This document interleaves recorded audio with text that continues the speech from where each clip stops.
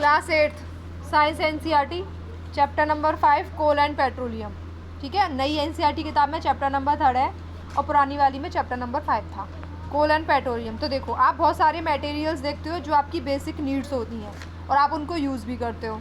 ठीक है ना, उनमें से कुछ तो ऐसे होते हैं जो नेचुरली हैं, ठीक है ना, कुछ ऐसे हैं जो ह्यूमन के एफर्ट्स के द्वारा बनाए गए हैं। कुछ तो आपको नेचुरली मिले हुए हैं, लेकिन कुछ आपको ह्यूमन एफर्ट्स के द्वारा प्राप्त हुए हैं। ठीक है, अगर आप नेचुरली की बात करोगे तो आप एयर ले सकते हो, वाटर ले सकते हो, सॉइल ले सकते हो, मिनरल्स ले सकते हो, ये सब आपको नेचुरली मिला है। तो हर वो रिसोर्स मतलब क्या होता है, हर वो चीज़ जो आपको यूज़ में आ रही है, जो आपकी यूटिलिटी बन रही है, जिसको आप अपनी डेली लाइफ में यूज़ कर रहे हो, तो अगर वो चीज़ आपको नेचर से मिली है, नेचुरली मिली है, आपका उसमें कोई रोल नहीं है उसको बनाने में, तो वो आपके नेचुरल रिसोर्सेज हो जाएंगे। ठीक है,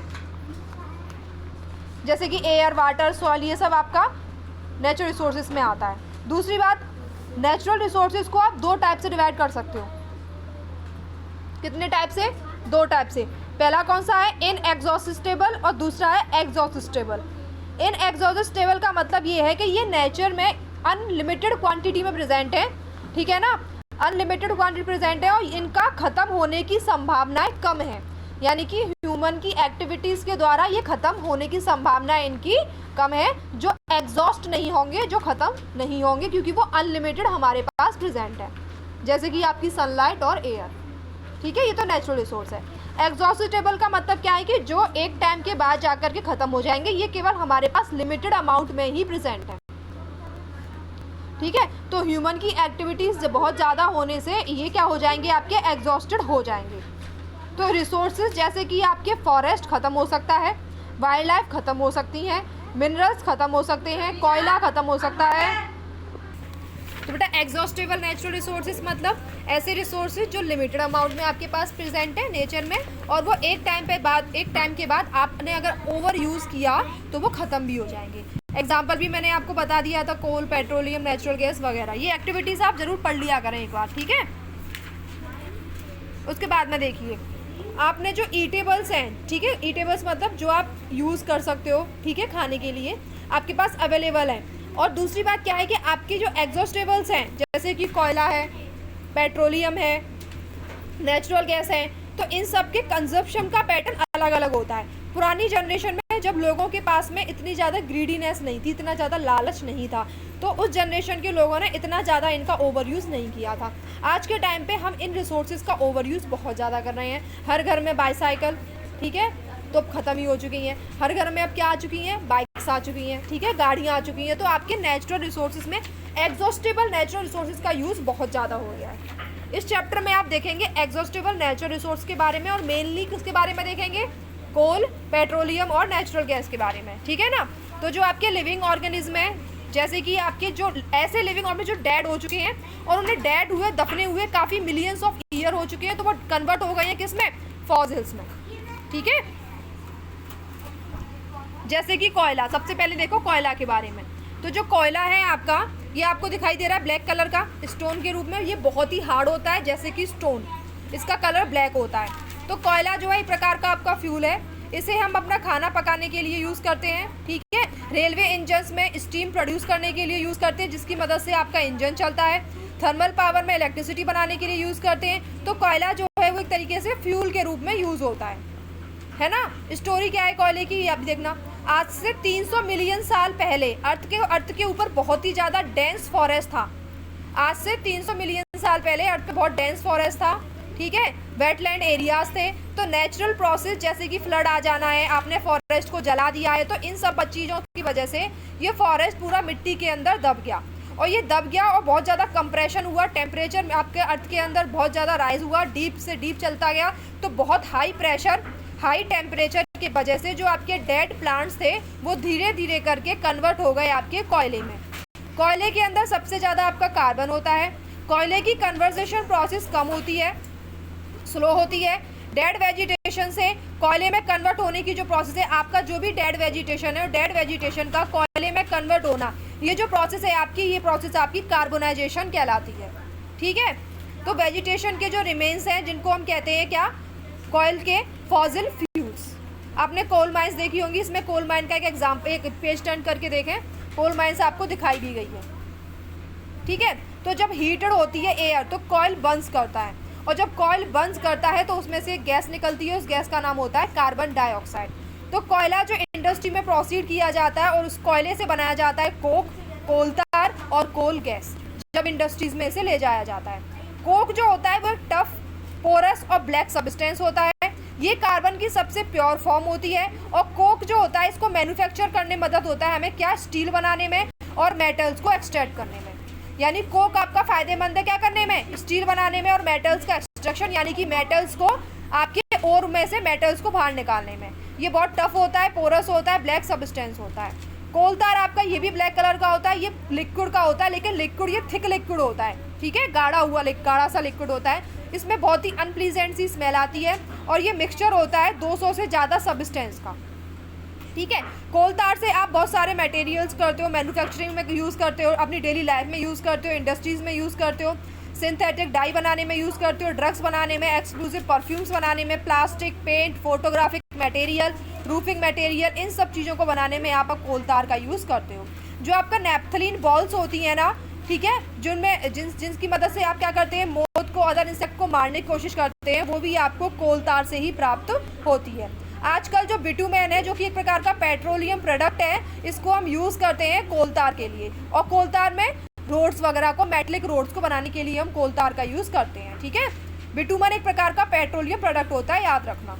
उसके बाद में बेटा कोल गैस। कोल गैस आपको ऑब्टेन होती है कब, जब आप प्रोसेसिंग करते हैं किसकी, जो आपका कोक है उससे कोयले को प्राप्त करने की। तो जब आप कोक से कोयले को निकालने की कोशिश करते हैं तब उस समय जो गैस रिलीज होती है उस गैस को बोलते हैं कोल गैस। कोल गैस आपने स्ट्रीट लाइटिंग में सबसे पहली बार यूज़ की थी लंदन में 1810 में, उसके बाद न्यूयॉर्क में करी 1820 में। आजकल ये लाइट के बजाय हीट का ज़्यादा सोर्स बनी हुई है।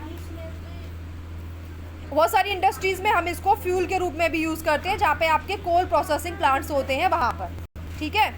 उसके बाद देखिए पेट्रोलियम। आपने पेट्रोल वर्ड बहुत ज़्यादा सुना होगा, जो फ्यूल के रूप में हम देखते हैं। जो आपके ऑटोमोबाइल्स होते हैं, जैसे कि मोटरसाइकिल है, स्कूटर है, कार्स है, इन सबको, जैसे ट्रक है, ट्रैक्टर है, ये डीजल की मदद से चलते हैं। जो पेट्रोल और डीजल दोनों ही आपको नेचुरल रिसोर्स से प्राप्त होते हैं, और वो जिस नेचुरल रिसोर्स से प्राप्त होते हैं उसको क्या बोलते हैं, पेट्रोलियम बोलते हैं, ठीक है। तो जो पेट्रोलियम वर्ड है आपका, ये किससे निकल के आया है, पेट्रा यानी कि रॉक, और ओलियम यानी कि ऑयल, यानी कि चट्टानों से मिलने वाला तेल, उसी को क्या बोलते हैं, पेट्रोलियम बोलते हैं, ठीक है। ये ज़्यादातर आप रॉक को माइनिंग करते हैं अर्थ के अंदर, तो आपको पेट्रोलियम प्राप्त होता है। पेट्रोलियम जो ऑर्गेनिज्म है लिविंग, सी के अंदर जो लिविंग ऑर्गेनिज्म रहते हैं उनसे भी आपको पेट्रोलियम फॉर्म होता है, ये भी आप याद रखना। आपके समुद्र में जो जीवित प्राण पाए जाते हैं, जीवित लिविंग थिंग्स, लिविंग ऑर्गेनिज्म पाए जाते हैं, उनसे भी आपको पेट्रोलियम प्राप्त होता है, ठीक है। तो ऑर्गेनिज्म जो डेड हो जाती है उनकी बॉडी सेटल हो जाती है सी के बॉटम में, फिर वो धीरे धीरे करके कन्वर्ट हो जाती हैं लेयर्स में, सैंड और क्लेकी में, और मिलियंस ऑफ ईयर में जाकर के जब उन्हें एयर नहीं मिलती, हाई टेम्परेचर नहीं मिलता, हाई प्रेशर मिलता है, तब जाके वो किस में कन्वर्ट हो जाते हैं, पेट्रोलियम में और नेचुरल गैस में। यानी कि कोल, पेट्रोल, नेचुरल गैस तीनों को ही बनने के लिए आपको हाई टेम्परेचर, हाई प्रेशर की ज़रूरत पड़ती है, ठीक है। तो पेट्रोलियम और नेचुरल गैस डिपॉजिट्स में पाए जाते हैं, लेयर बाय लेयर पाए जाते हैं। ऐसा भी हो सकता है तीनों चीज़ें एक ही जगह पर भी पाई जाएं। वर्ल्ड में सबसे पहले जो ऑयल ड्रिल किया गया था वो किया गया था पेंसिल्वानिया में, जो कि यूएसए का एक शहर है, 1859 में। उसके 8 साल बाद 1867 में ऑयल स्ट्रक किया गया असम के माकूम से। तो अगर बोला जाए कि सबसे पहले जो तेल है, कच्चा तेल, पेट्रोलियम कहाँ से एग्जिट किया गया था इंडिया में, तो वो आपका होगा time period 1867 and the place Makum, that is in Assam. Assam में एक जगह है माकूम, असम की जगह माकूम से सबसे पहले भारत में तेल को एक्सट्रैक्ट किया गया था 1867 में, और वर्ल्ड में सबसे पहले पेंसिल्वानिया में किया गया था यूएसए में 1859 में। भारत में असम, गुजरात, मुंबई हाई में बहुत ज़्यादा आपका ये पेट्रोलियम मिलता है, गोदावरी और कृष्णा रिवर वैलीज में भी मिलता है, ठीक है। Refining of petroleum, refining of petroleum में देखते हैं। आपका जो पेट्रोलियम होता है ना बेटा, ये ऑयली लिक्विड होता है, वो भी डार्क ऑयली लिक्विड होता है ये। इसमें से बहुत ही अनप्लीजेंट स्मेल निकलती है, और ये मिक्सचर होता है बहुत सारी कॉन्स्टिट्यूएंट का, जैसे कि इसमें पेट्रोलियम गैस भी होती है, इसमें पेट्रोल भी होती है, इसमें डीजल भी होता है, इसमें ल्यूब्रिकेटिंग ऑयल भी होता है, इसमें पैराफिन वैक्स भी होता है, ठीक है। तो इसमें पैराफिन वैक्स भी पाया जाता है। तो जो प्रोसेस जिसमें से आप क्या कर रहे हो, जिस प्रोसेस की मदद से आप बहुत सारे कॉन्स्टिट्यूएंट से पेट्रोलियम के फ्रैक्शन को अलग कर रहे हो, रिफाइनिंग को कहते हैं उस प्रोसेस को। यानी जो रिफाइनरी होती है वो क्या करती है, वो इस क्रूड पूरे के पूरे पेट्रोलियम ऑयल में से पेट्रोल को एक्सट्रैक्ट करती हैं या डीजल को एक्सट्रैक्ट करती हैं, तो वो आपकी प्रोसेस क्या कहलाती है, रिफाइनिंग कहलाती है। और ये कहाँ पर होता है, पेट्रोलियम रिफाइनिंग में होता है। ठीक है, ऊपर एक डायग्राम बना हुआ है, डायग्राम को देखो, जैसे कि इसमें पेट्रोलियम और नेचुरल गैस के डिपॉजिट्स हैं, नीचे रिजर्व रॉक है, फिर पानी है, फिर ऑयल है, फिर गैस है, फिर उसके बाद में इम्परवियस रॉक्स है। तो इन रॉक के अंदर से ही हम निकालते हैं इन सब चीज़ों को। ठीक है, उसके बाद देखिए बहुत सारे जो यूजफुल सब्सटेंस है वो आपको पेट्रोलियम और नेचुरल गैस से प्राप्त होते हैं। उन सब्सटेंस को आप पेट्रोकेमिकल्स कहते हैं। पेट्रोकेमिकल्स ऐसे सब्सटेंस होते हैं जो आपको पेट्रोलियम से और नेचुरल गैस से प्राप्त होते हैं। ठीक है, ठीक है, तो पेट्रोकेमिकल समझ में आया, वो सारे सब्सटेंस जो आपको पेट्रोलियम और नेचुरल गैस से प्राप्त होते हैं वो पेट्रोकेमिकल्स होते हैं। ठीक है, इनको आप मैन्युफैक्चर करते हैं क्या बनाने में, डिटर्जेंट्स बनाने में, फाइबर बनाने में। फाइबर में कौन कौन से फाइबर, फाइबर में कौन कौन से फाइबर, पॉलिस्टर, नायलॉन और एक्रिलिक। ठीक है, एक्रिलिक और नायलॉन और पॉलिस्टर। उसके बाद आप पॉलीथीन बनाने में यूज़ करते हैं, मैन मेड प्लास्टिक बनाने में यूज़ करते हैं, हाइड्रोजन गैस, ठीक है, नेचुरल गैस से हाइड्रोजन गैस ऑब्टेन करने में, फर्टिलाइजर्स, यूरिया बनाने में, इन सब चीज़ों में इसका बहुत ज़्यादा कमर्शियल यूज़ है। इसी वजह से पेट्रोलियम को आप ब्लैक गोल्ड भी कहते हो, जैसे कॉटन को आप वाइट गोल्ड कहते हो। ठीक है, अब देखो नेचुरल गैस, नेचुरल गैस भी आपका बहुत इंपॉर्टेंट फॉसिल फ्यूल है। तो नेचुरल गैस जो होता है काफ़ी इंपॉर्टेंट फॉसिल फ्यूल है, क्योंकि ये इसकी मदद से आप इजीली ट्रांसपोर्टेशन कर पाते हो, किसका, पाइप से, नेचुरल गैस का। नेचुरल गैस को आपको स्टोर करने के लिए हाई प्रेशर चाहिए, और अगर इसे हाई प्रेशर में स्टोर किया जाता है, इसी वजह से इसको क्या बोला जाता है, CNG, यानी कि compressed natural gas. Compressed natural gas जो है ये पावर जनरेशन में यूज़ होता है। ठीक है, आजकल हम इसे यूज़ कर रहे हैं अपने व्हीकल्स को ट्रांसपोर्ट करने के लिए, आप क्योंकि ये पॉल्यूटिंग कम होता है और क्लीनर फ्यूल के रूप में जाना जाता है, इसीलिए आजकल हम जो गाड़ियाँ यूज़ कर रहे हैं वो कौन सी यूज़ कर रहे हैं, CNG वाली। CNG का एक और सबसे बड़ा एडवांटेज क्या है कि इसकी ये जो है डायरेक्टली अपने घर में, फैक्ट्रीज में बर्निंग के लिए भी यूज़ होती है ना। अपने घर में आप बर्निंग का काम कर रहे हो तो आप उसमें भी इसे यूज़ कर सकते हो, पाइप के थ्रू सप्लाई करके। तो जो नेटवर्क है ना पाइपलाइंस का, जो कहाँ पर है, वडोदरा गुजरात में है, और कुछ कहीं कहीं दिल्ली पर और बहुत सारी प्लांट्स में, ये नेचुरल गैस का ही है पूरा का पूरा प्लांट। नेचुरल गैस को आप अगर स्टोर कर रहे हो तो आपको क्या केमिकल्स बनाने हैं, फर्टिलाइजर्स बनाने हैं, तो आप उनकी मदद से बना सकते हो।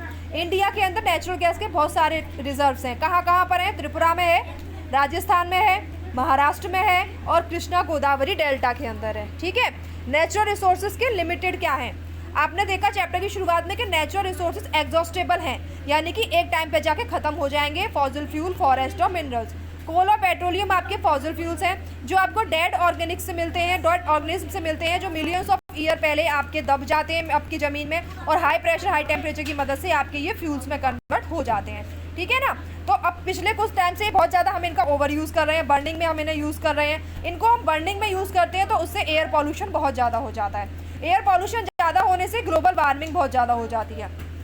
ठीक है, तो फ्यूल्स जो होते हैं इनका एब्सोल्युटली नेसेसरी है, लेकिन इससे हमारा एनवायरनमेंट बहुत ज़्यादा रिस्की हो रहा है, क्योंकि इसकी वजह से हमारा जो ग्लोबल वार्मिंग जैसा रिस्क क्रिएट हो रहा है। इंडिया में पेट्रोलियम कंजर्वेशन रिसर्च एसोसिएशन है जो एडवाइस करता है कि हमें कैसे पेट्रोल और डीजल को सेव करना है। तो पेट्रोल और डीजल को सेविंग के रिगार्डिंग जो एडवाइस करने वाला एसोसिएशन है उसका नाम क्या है, पेट्रोलियम कंजर्वेशन रिसर्च एसोसिएशन। क्या है, पेट्रोलियम कंजर्वेशन रिसर्च एसोसिएशन। ये क्या टिप्स देता है, ये देता है कि हमें मॉडरेट और कांस्टेंट स्पीड पर अपने व्हीकल्स को ड्राइव करना चाहिए, हमें ट्रैफिक लाइट के स्विच ऑफ होने के बाद में अपना वेट करना चाहिए, अपना रोड क्रॉस नहीं करना चाहिए, हमें टायर प्रेशर को करेक्टली इंश्योर करते रहना चाहिए, हमें रेगुलर अपने व्हीकल्स को मेंटेनेंस करना चाहिए। ठीक है, ये एक बॉक्स बना हुआ है, इसमें आपके कॉन्स्टिट्यूएंट और पेट्रोलियम्स लिखे हैं, उनका यूज़ लिखा हुआ है। पेट्रोलियम गैस जो कि लिक्विड में है, जिसे LPG बोला जाता है, इसको आप अपने घर में यूज़ करते हो फ्यूल की तरह, सिलेंडर के अंदर, और इंडस्ट्रीज़ में यूज़ करते हो। पेट्रोल को आप व्हीकल्स में यूज़ करते हो, एविएशन फ्यूल में यूज़ करते हो, है ना, ड्राई क्लीनिंग वगैरह में यूज़ करते हो। कैरोसिन को आप स्टोव में यूज़ करते हो, लैंप में यूज़ करते हो, जो जेट एयरक्राफ्ट होते हैं उनमें भी यूज़ करते हो। डीजल को आप हैवी मोटर व्हीकल जो ट्रक वगैरह होते हैं उनमें यूज़ करते हो, इलेक्ट्रिक जनरेशन में भी यूज़ करते हो। लुब्रिकेटिंग ऑयल को आप लुब्रिकेशन के लिए यूज़ करते हो। पैराफिक्सन वैक्स को आप ऑइंटमेंट्स के लिए, कैंडल्स के लिए और वेस्लिन के लिए यूज़ करते हो। बिटुमेन को आप पेंट्स के लिए और रोड सरफेसिंग के लिए भी यूज़ करते हो। तो ये सब आपके इसके यूज़ हैं। तो ये चैप्टर आपका यहाँ ख़त्म हो गया है, ठीक है।